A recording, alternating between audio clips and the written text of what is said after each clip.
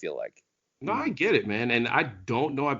One thing I like about UM is that when they really want to keep something hush, they do. It doesn't hit front page headlines. And so I still don't know. I don't care to know what the situation was with Tate. It was Yeah. something personal was taken care of. But you're right, man, because going from Vegas, then to Ohio State, then to Yeah. Miami, then you have this model as a girlfriend and all these expectations. You were a five-star guy.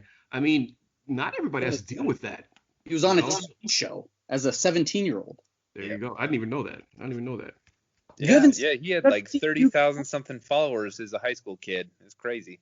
Yeah, Definitely. I mean, yeah, he was in QB1, and so the next thing I want to talk about is the wide receiver group, and you were on the show right before spring practice, and we previewed the defense. So I wanted to get your views on some of the offensive positions. When you ask, Hurricanes fans, if you were to ask 100 Hurricanes fans how they feel about the wide receivers right now, 50 would say, I'm confident, I think they're going to break out, and 50 would say, I'm very skeptical. Where do you land on the wide receivers? I'm all in. I've drunk all the Kool-Aid that there is to drink, every flavor, every color. And the reason is because I know that they're athletes. And that's what you want at the receiver position, just that combined with the fact that they're going to be in a system that's going to allow them to succeed, okay?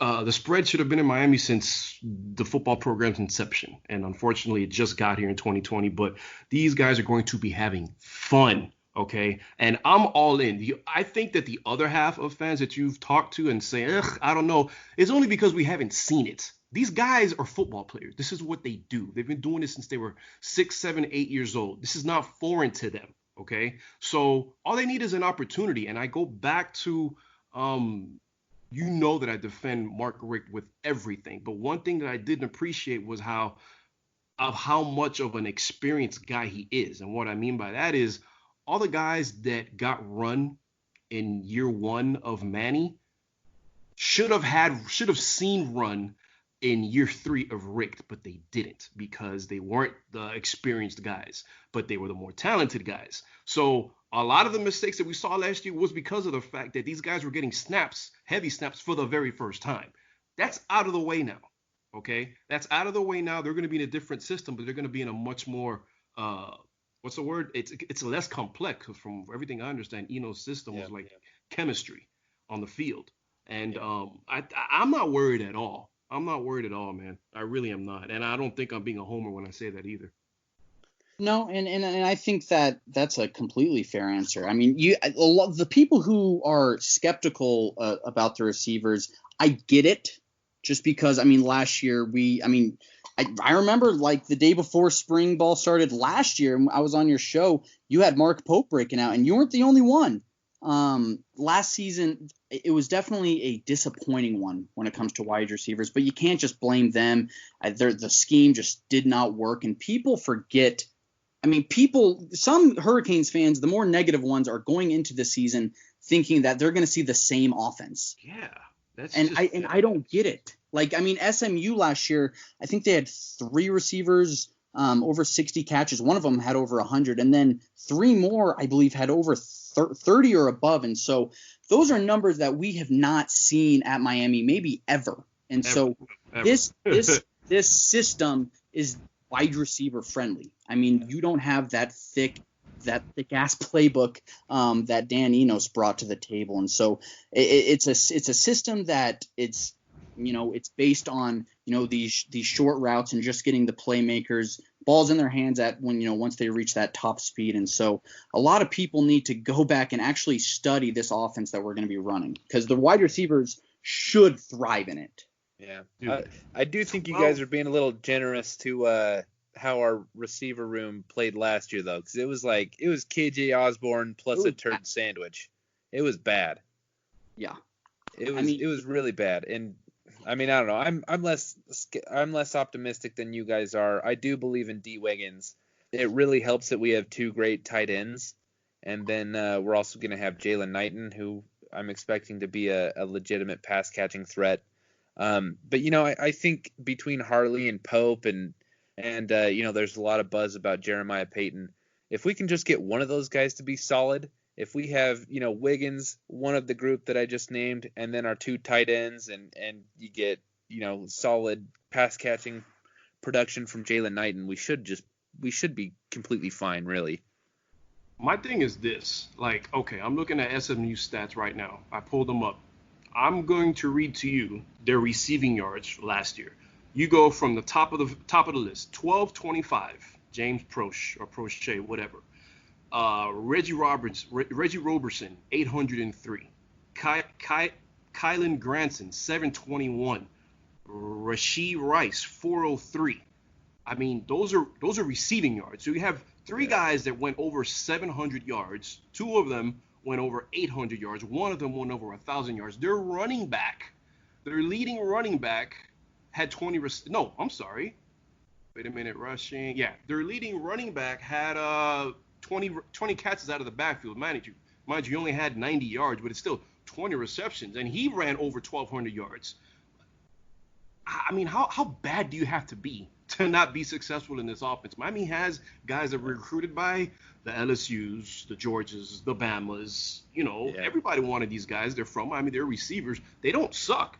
That's my thing. Like I said, I think that the people that are kind of iffy on it's because they haven't seen it yet, and they got to see it to believe it. And I get it, but for me, I don't need that much convincing. I can see if we had guys that were recruited by FAU, FIU, Sisters of a Poor University, but that's not the case. Yeah, definitely. And I think once we start seeing what this offense is going to look like and how it's going to benefit the receivers, I think it's just going to make people realize even more how much the John Rick system, how much the Dan Enos system really screwed our players at those positions. It really did. As sad as that sounds. It really did. Yeah, I mean, the fact that Jeff Thomas, as talented as he is, the fact that he was basically non-existent last year is it's unexcusable. It's and I feel so bad for him because think about I think there was really only one game where he broke out, and that was the Virginia Tech game. And look at what he did when he got the ball in his hands. I mean, you and I were at that game, and then the rest of the season, he doesn't get touches. Yep. Yeah. Look, the thing with the offenses last year, I mean, everybody has their own opinion, but it seemed like they were playing in a phone booth. And what the hell are you doing with all that speed and talent, bottling it up on one side of the field? That's easy to cover. That's easy to cover for a defense, man. And I mean, that's my non-X's and O's perspective of it. But I don't know, man. A spread is a spread, and I think we're actually going to see guys spread across the field, hard to cover, and that's going to make it easier for the run game too. Yeah, I don't know, man. I mean, playing NCAA 14, I rack up all the receiving yards with the 4 verts play, man. I just run it over and over again, and I do fine. So I'm not. So I'm not taking any excuses about the Mark Richt system. No, I'm just kidding. It was, dude. It really was like so bad, especially like in 2018. It's like it's pathetic how bad our offense was that year. Especially and I don't mean to sidetrack because I just do this when I'm talking to either of you guys with the Canes. We had the number 2 defense in the country that season, and we were 7-6 because we couldn't score anything. It was that bad. Yeah, man. Yeah, that's inexcusable, dude. I mean, I hate to relive the past, but you wasted a championship caliber defense. Yeah, that's inexcusable. Absolutely. And I was going through the game by game stats last year. I mean, we even held LSU to only like 250 yards of total offense that game. I think there were 4 games where we allowed there were 6 games where we allowed like under 20 points or below, and we lost like 3 or 4 of them. God damn it, man. That sucks. Well, last year up until Duke and then the bowl game, we lost every game by 1 score. Every game by 1 score, whether it be a field goal or a touchdown, 1 score up until Duke, which was double digits, and then obviously the bowl game. So that should tell you something right there. Yeah, and it tells me that maybe we need to give Enos another year. No, I'm just kidding. Oh, if he steps foot in South Florida again, I will deny him entrance. Like that is running backs coach. I just can't believe this. Like we were so blinded last offseason. Yeah. I am the most guilty one of this of all, because I think I wrote an article a week in last offseason how this offense is going to be one of the greatest in Miami history because we have Dan Enos. We all thought that he was bringing that Alabama spread system to Miami, and little did we know he was bringing his Central Michigan system to Miami. Yeah. Well, that's the thing. I mean, you could only go by what you're told, and Manny lied to us. Yeah, he I don't know what the hell happened in the locker room or in meetings or whatever he saw, but that was not a spread. If we had the play calling from that very first drive of the season against the Gators for the whole year, Miami would probably won 9-10 games. Yeah. Yeah, man, Manny just straight up lied, and I like Manny. I'm not out on him, but he took a page out of his politician dad's playbook, and that, he's like, I'm going for something up-tempo, fast, modern, ferocious. And then he hires Dan Enos, and if you rewatch the interview, you can see him like walking back some of those terms a little bit. You know what I mean? He's like, it's very modern. It's, it's multiple. Motion. Yeah, he's like, it's going to be a spread coast, it's like, whatever, man. Right. You just straight up lied to us. You told us you were gonna go get something modern, and you just went and got a guy who's running, oh my gosh, he's running the freaking 1987 San Francisco 49ers playbook. Well, and if you think about it, like, that Enos hire kind of came out of the blue, because I don't know about you guys, but I thought we were gonna get either Fedora or Applewhite. Yeah, like, those were my two picks. And then when I heard that we were getting Dan Enos, I'm like, who the hell is that? Yeah. Like, but then when you find out, oh, wait a minute, he's a Bama guy, it starts to, okay, like, but. Yeah, Jarrid Williams is about to become Tua. Exactly. That was the plan. Gosh, like, ridiculous. But going back to the offense, I think one of the most we always talk about on this show, we talk a lot about how excited we are for Jalen Knighton, especially because we think he's going to be the number 2 running back. I don't think people are giving Cam Harris enough credit as our starting running back. What are your thoughts on him, Mike? That guy's the starter, man. I mean, look, I think that's another thing we were talking about in the Zoom call. Yes, all these running backs that Miami's had over the years from everywhere else except the 305 area code, great, I'll take them. They're good. What's his name that just transferred to UF included?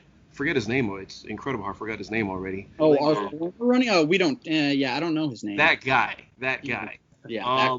I'll take him. Cool. But there's literally something in the water down here about, and I'm talking about running backs in specific. I'm not talking about high school football players, not receivers, not DBs, not DNs. Running backs from Miami are literally a different breed.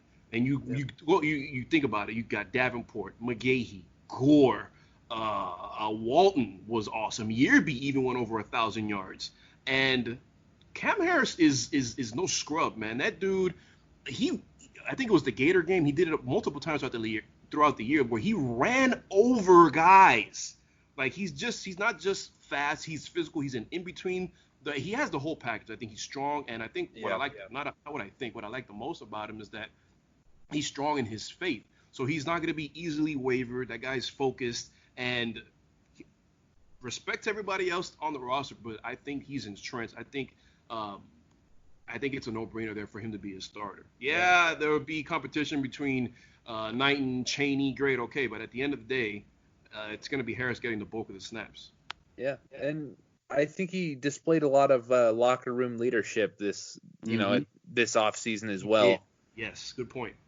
And he's not the. And what I love about Cam Harris is that, he's posted a few things on Twitter, but he's not that guy. He's not the social media, look at me guy. And, we have a few of our players, and I'm not a fan of posting your workouts or anything, even though I post pictures of me in cutoffs all the time on Twitter. But that's one of the things I love about Cam Harris. He's not a loud guy. He's just that quiet leader, and he leads by example. And if you were to have anyone replace DJ Dallas, not just as a talent, but as that guy, I don't think there's anyone better than Cam Harris. No, I agree, man. Look, you know what they say, gangsters move in silence. So He's not a man of many words, which is awesome. We don't know what he's like away from, so because I don't know them. I don't know the guy. So maybe he's different in the locker room. I don't know.